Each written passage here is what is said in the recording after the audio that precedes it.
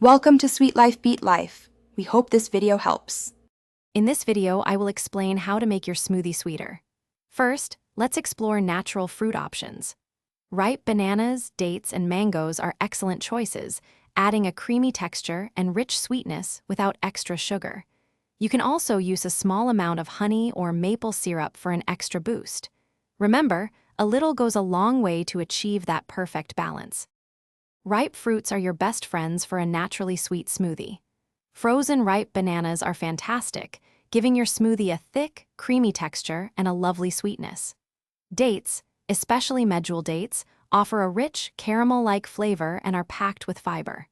Don't forget about sweet berries and mangoes. They bring a burst of flavor and natural sugars, making your smoothie incredibly delicious. If you need an extra touch of sweetness, natural sweeteners are a great choice.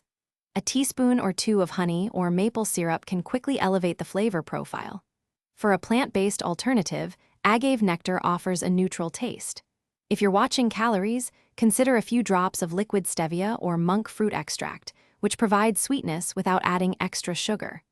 Always start with a small amount and adjust to your preference.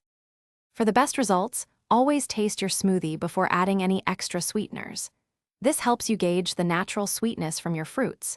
Combining sweet ingredients with a touch of tartness, like a squeeze of lemon, can actually make the sweetness pop even more.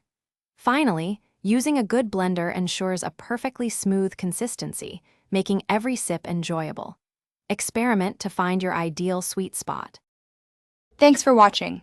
Consider subscribing if we helped you.